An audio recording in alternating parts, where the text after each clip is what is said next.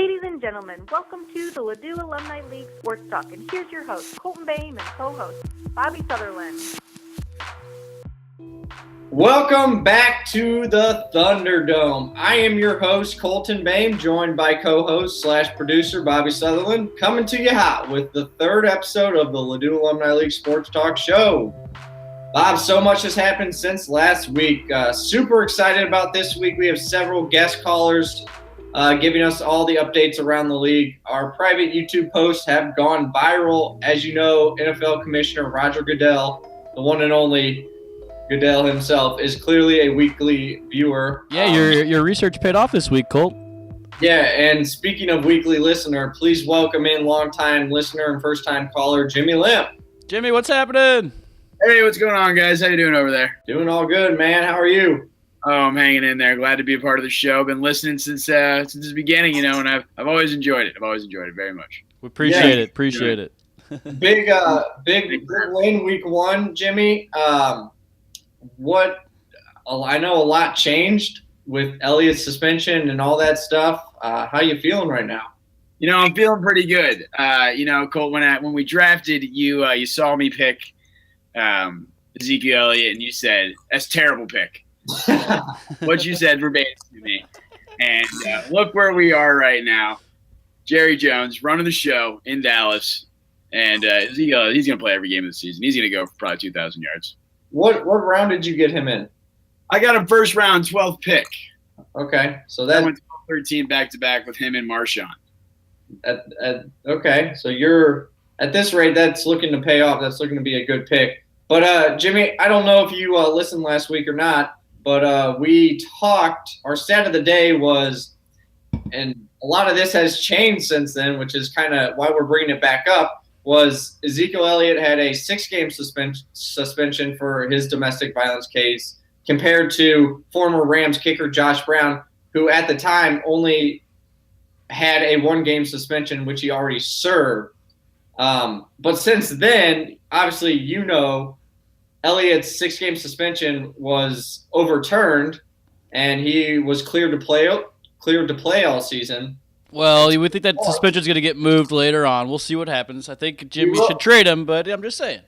We will see what happens. And Josh Brown's suspension, he got an extended suspension with 6 games added on to his 1 game, which is funny because he doesn't even play in the NFL anymore. Well, he can't get on a team. Yeah. Yeah, but I'm just curious. Bob, you and I talked about this, like, kind of going back to that fairness. Do you see this as a fair move? Do you see this as a corporate move? How do you guys make sense of this, Jimmy? In regards to the Josh Brown, I think the NFL just fucking missed it.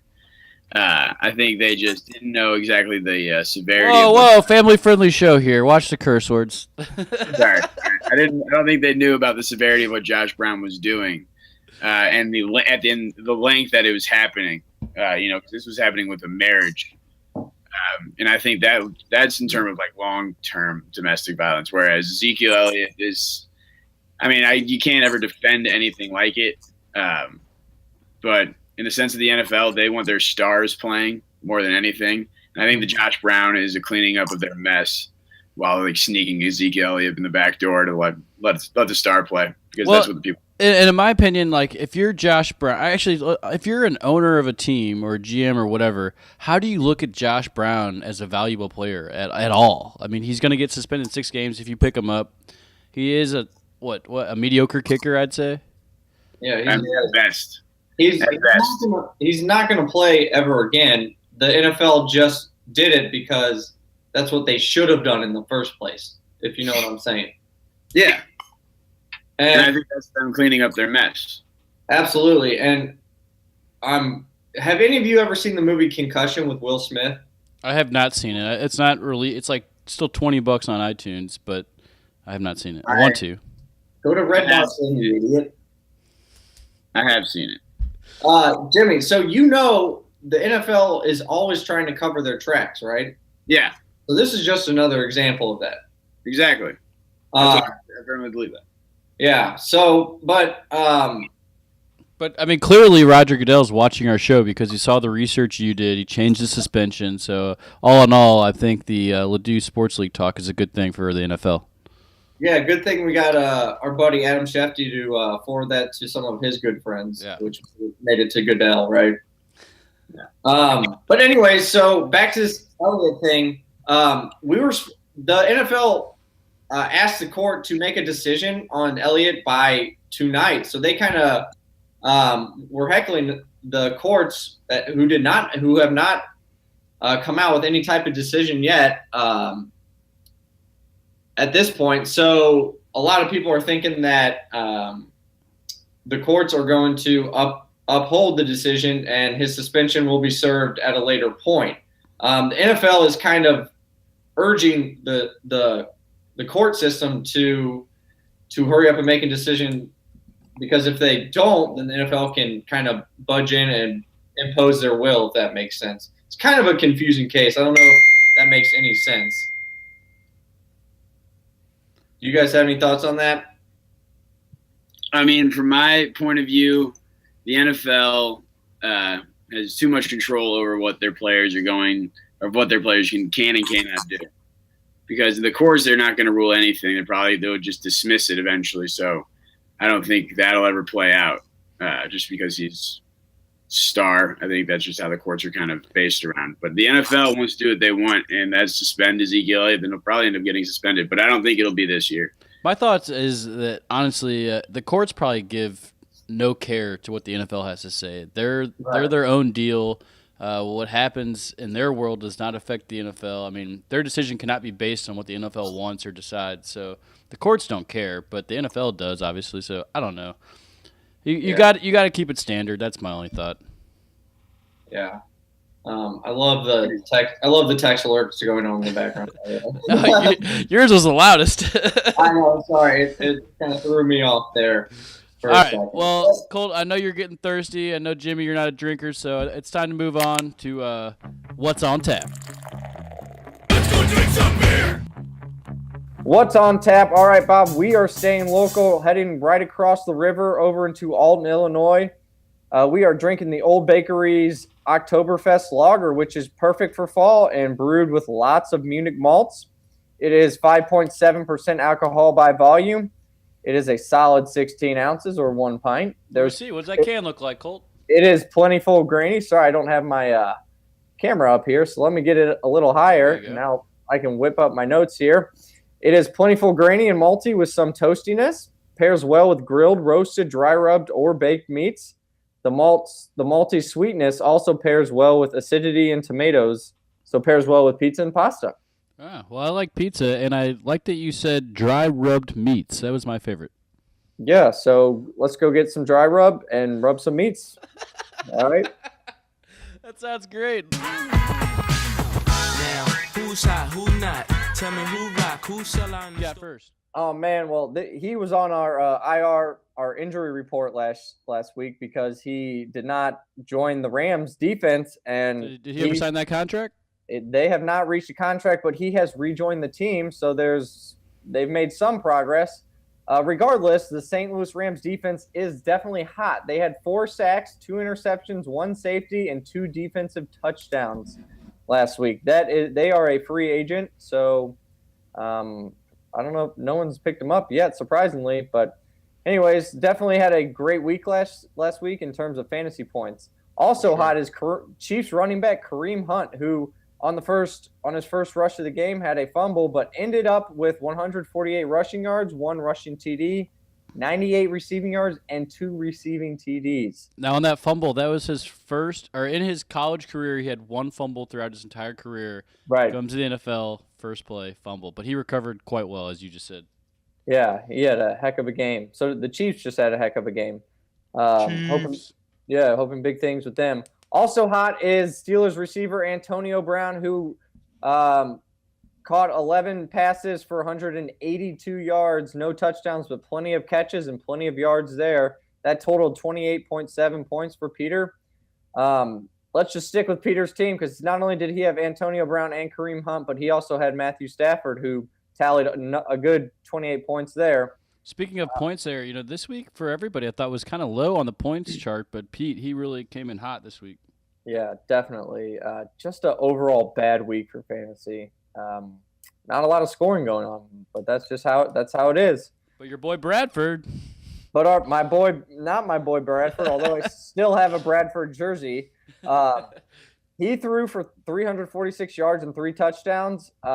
Just that whole Minnesota offense put up some really good fantasy numbers. Adam Thielen had 9 receptions for 157 yards, and Stephon Diggs had 7 catches, 93 yards, and 2 touchdowns. So some really good fantasy numbers there coming out of Minnesota's offense. And Todd had a good guy here, right?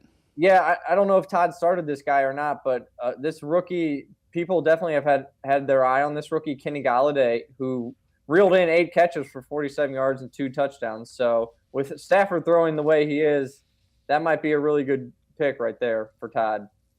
Now let's go on to who's not. And for all my listeners out there, to cut time, I've kind of incorporated the IR report, the IR into the who's not. So not IR report, right, Bob? Yeah, IR report. IR report. Okay, let's start with Odell Beckham, who was scratched last minute. He was ruled inactive. He came out today saying he's battling a 6 to 8 week injury, which would put him out till week 5. Oh, I did not hear that. That's unfortunate. Yep. Who's got him? Your one and only Kamish. But he is confident he'll be back before then. This is something we're just going to have to monitor over the weekend. And if you're me, you're praying to the fantasy gods. Also, Jordan Howard, the Bears running back, was put on Chicago's IR on Wednesday. He was limited in practice today, but he's been nursing a shoulder injury, but we think he should be good to go come Sunday. Jaya was also surprisingly put on the Dolphins IR list yesterday, but there's little doubt he won't play. And Jared's got Danny Amendola. What's the latest with him, Colt? Man, he is battling a concussion, and the NFL has cracked down on those, so he is most likely not going to be playing this weekend. We'll keep tabs on him and keep you updated next week. And also, probably the biggest news of the season yet in terms of injury is David Johnson, who we got Adam Shefty calling in, so we're gonna put him live. You heard we have Shefty, our boy, coming to us live with this injury report. So I think he's in here. Shefty Chef, give me the lowdown on David Johnson. He's going to have wrist surgery this week. He is expected to miss 2 to 3 months. The Arizona Cardinals are going to place him on injured reserve with the idea and hope that they can bring him back at some point later this season. All right. Thanks, Shefty. But there has to be a button there. But there are no assurances, because if it's 3 months for him to recover, just play it out right now. That puts us into mid-December. Who knows what Arizona's record is going to be in mid-December? Speaking of Arizona and the NFC West, I'm just curious, Shefty, what are your thoughts about the Rams making the playoffs? Playoffs? Don't talk about playoffs. You kidding me? Playoffs? I just hope we can win a game. Wow. Shefty sounds a lot like that coach from the Colts. Is that right? Yeah. Colts? Yeah. Well, he must feel real passionate about that. His voice kind of got really high there. Colt, you a big fan of? Shefty, you a big fan of the show? I didn't know you listened to us. Yeah, Chef, you like us? Shefty? We must have lost him, Colt. Damn. He's a busy man. What can we say? Yeah, Glad to have him on.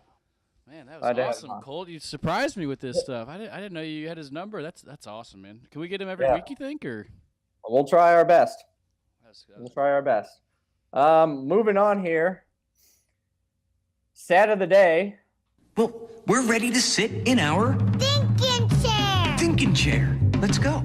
We're talking two sports here, but the Cleveland Indians have won more games in a row at 21 than the Browns have won in the past 7 seasons combined. They have only combined for 20 wins since 2012.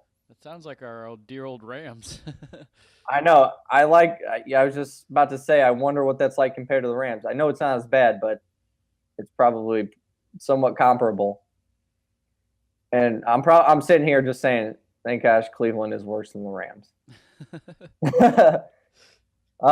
And the other stat of the day, Bob, this is your favorite, I think. You did a lot of research on this one. This is mind-boggling. Like, this is baffling. I don't even know what to say, but dang, Fredman's team lost. That's the stat? That's it. I love it. Oh, yeah, you know what? Moving into our next category, we both missed the Fredman's pick, but it's time to get to Bob's bold and Colt's cold predictions. Oh, let's break it down. All right, moving into that first matchup, Bob, break it down for us. All right, well, first off, Colt, I must say that Colt had a great week in picks last week.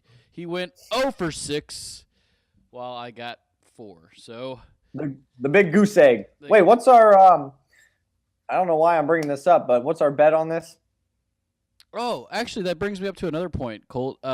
This is your homework for this week. Yo. So in other leagues, I've noticed that people have a punishment for the person that gets last. Mm-hmm. I've seen people have to wear the signs in the street that say "honk" because I'm terrible at fantasy football. Yeah. I've got a real quick story. There was a guy that works at the Cardinals. One of his buddies lost in their league, and they made him think he was going to have to sing the national anthem all the way up to the point where they introduced the band, and then he finally realized he didn't have to sing it. But they pranked him all the way to that point. It was great. So I know it's probably going to be me, but I need you to come up with what last place will get in our league for fantasy football. All right, I will think about that. But the problem is, not everyone's in town, and we don't ever get together, so a punishment is almost mute. Well, there's social media for that, but I don't know. I think we got a 6-pack or something on this, but we can up the ante as I get a bigger lead. But all right, let's go into our first matchup here. It's of course Commissioners always first. We got Commish 0-1 versus Todd 0-1. Colt has projected 106 to Todd's 116. That's a 40% to Todd's 60%. Colt, who do you have? I do not have myself in this game. I have no confidence in my picks whatsoever. So I don't even know what to say. Actually, I do know what to say. Can I just say this? I'm waiting. So when we did the predictions last week with my team, at least, I had Odell Beckham was expected to play, and so was Jay Ajayi. So, in all fairness, I lost 2 players that were expected to be playing in my team that week. But I digress. So looking at this, I don't even know if Odell's going to be playing. LeGarrette Blount, yeah, he's all right. I don't know. I don't think I'll be able to keep pace with Howard, Macklin, Crabtree, and Jordy Nelson. His receivers are pretty good. So I'm taking Todd on this one. Yeah, I'm going to go out there, and this is the battle. One of the battles of the Offers. I'm going Todd as well. All right, moving along, we've got myself, the Turd Burglars, versus the champion, D. Murray Be Happy. I am 1-0. Becker is 0-1. It's my 103 to Becker's 114. That's 39% victory for me to a 61 of Becker's. Who do you have? Well, I wish we would have done this earlier, but Becker's already got a nice 16-point lead on you. Yeah. Definitely make-upable. Christian McCaffrey didn't do much for you. I like how you are changing up your wide receivers here. Well, yeah, that Miami game it screwed Jared for sure with all those Tampa Bay guys. But, I got to get those Miami guys back in this week. Yeah. I don't know. Brandon Cooks didn't do too much with New England. I'm going to stick with D. Murray Be Happy. He's got enough. Ty Montgomery was looking good. Corey Coleman looking real good, too, in Cleveland. So, sorry, Bob, I'm going against you, which means I'm probably wrong. Well, you did the same last week, and you were wrong, obviously. But, I'm going to go for myself. I can't vote against myself. So, I got you, Becker, me, myself. All right, next is our Game of the Week. Dun, dun, dun. It's our we do have 2 1-0 matches, but this is a closer match here. It's Pops versus Jimmy. That's Sack Masters versus I Just Want Skittles. Note, Jimmy changed his team name. This is close. We got 111 Pops to Jimmy's 115. That's a 45% to Pops to Jimmy's 55. Who do you got, Colt? I'm taking Jimmy in this, and my vote is a little skewed because your dad already has someone playing tonight, and he's not doing good at all. Yeah, he was only projected 4 points anyway. Joe Mixon? Yeah. Really? Joe Mixon is a scrub. I have him in my other league. He hasn't done jackety jack. Overhyped for sure.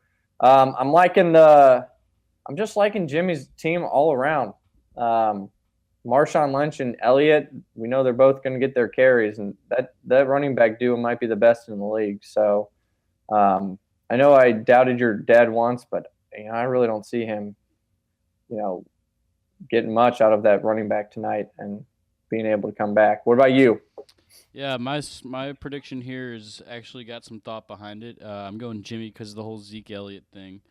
Zeke is a beast, man. He's probably the best running back in the league, in my opinion. So I'm going Jimmy. So far, Colt, we've agreed on every pick so far.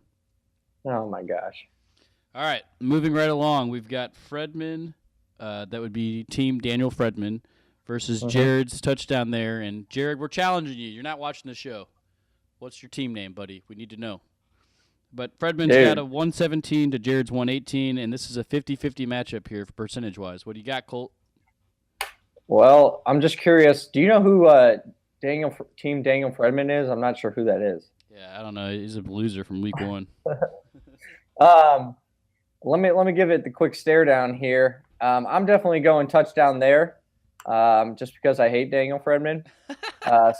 You're making picks like me, Colt. You're just trying to take over this the gold picks. No, but this is going to be a great matchup. If you look at the running backs, LaShawn McCoy and Melvin Gordon against Le'Veon Bell and Todd Gurley. I know Bell didn't have the best week, but all 4 of those running backs are, top 10 running backs. Let's look at the receiver play. Ooh, the edge. Oh gosh, man, that's pretty close. And Jameis throwing versus Aaron Rodgers. Yeah. Ooh, I'm sticking with Jared. I think he's got a more consistent team. Michael Thomas didn't do much. Neither did Demaryius Thomas, and Crowder was okay. So I'm going to touchdown there. Please tell me you're doing something different. Well, I was actually thinking Jared because he's getting those Tampa Bay guys back in the game this week. But looking at Fredman's team here, he's got A-Rod. He's got dude, A-Rod is just so damn good. Aaron Rodgers. Alex Rodriguez? No. Is this fantasy baseball? Aaron, Aaron. Okay, so you're going with Fredman? I really want to go Jared, but I'm going to go with Rodgers. I think Fredman's going to make a little comeback this week. Jared. By the way, Jared's 1-0. Fredman's 0-1, but I will go Fredman this week. All right. All right, moving right along, we've got Jeffrey's team 1-0 versus the Underdogs. This is our other undefeated matchup this week. Jeff has a 101 to Underdogs 117. That's a 36% to 64%. I think I know where you're going, but what do you got, Colt? Yeah, definitely going with Peter on this. Matt Forte, Carlos Hyde, Moncrief, Hilton, and Palmer are just not good fantasy players. Pete's this should be a landslide victory for Pete. What about you? I'm not going to waste a lot of time. I'm going with Pete as well. Okay, moving on to our last one. All right, Ted 1-0 versus Spectre 0-1. Ted has projected 90. No, they're both 0-1. Oh, Ted is 0-1? Oh, Yep. My fault. I took the notes wrong there. Ted is 95% to. I'm sorry. Ted is 95 projected points to Spectre's 106 projected points. We've got 35% to Spectre's 65%. Colt, who you got? Definitely not Teddy. His team is pretty awful now that David Johnson is gone. Going with David here. Tom Brady is going to be too much. Julio Jones. Adam Thielen had a really good first week. The only question mark with David is his running backs and Lamar Miller and Jared Richard. Is that his name? Let me check real quick. Jalen Richard, sorry. David's already got a 14-5 lead here. What about you? You got David in this one? Yep. Since we've only have one pick different, I'm just going to go Ted. That's my only reason. Ted is my pick. All right. Well, that wraps up our picks. Hoping to gain some ground here after that pretty good week last. Yeah, Colton, week. you had a loss for your team and an 0 for week on the picks. So what's going around town this week, Colt? Two things. The Great Forest Park Balloon Glow and Race is going on Saturday and Sunday, located at Forest Park. This is the 45th year it's been running. There are free pony rides, musical event, and concession stands are available. Ponies. Yeah, I don't know. Have you ever been to that glow race? I think I went one time when I was a kid with my grandma, but I have not been in a long time. It's pretty cool, especially if you go at night. Also going on is if you need something during the day, is the Hop in the City Beer Festival located at the Schlafly Tap Room. They will be showcasing a variety of 40 different beers and 6 special taps. So that will go from 11 to 5 p.m. and tickets are $35 in advance or $40 the day of. Nice. I know next week I'm going to the Isaac Bruce Foundation Gala. I did some video work for them, so I got some free tickets there. So I think I will be me and Mike and our gals will be the only white people there, but it'll be a good time. Yeah. Hey, if you see Orlando Pace, tell him to call your dad back. That's a great idea. I will do that. But moving on, Bob, let's chime in real quick about the Cardinals. How about them Cardinals? I've been naysaying them, and they've been doing hot. Maybe they'll make the playoffs. Yeah, I think we only lost one game this homestand. I think it was a good week. Yeah, definitely. 2 big series coming up, both against the Cubs, 1 away and 1 at home. Yeah. I know you'll be working that home game. Huge series, huge. Yeah, I don't know about you, but man, I love when it starts to get a little bit chilly, although it's kind of hot today. And you go hit up 90 this weekend, I heard. Yeah, so well, maybe I should stop talking, but I like my chilly evenings over at Busch Stadium. Those are the ways to go during the fall. Yeah, it's not even fall yet, though, but whatever, you know what I'm saying, okay? But that wraps it up. Bob, you got anything else to add? No, it's let's hope I get another win this week and Colt gets another loss. Yeah, whatever. Well, hey, it's been fun. If we don't see you, good afternoon, good evening, and good night. Deuces.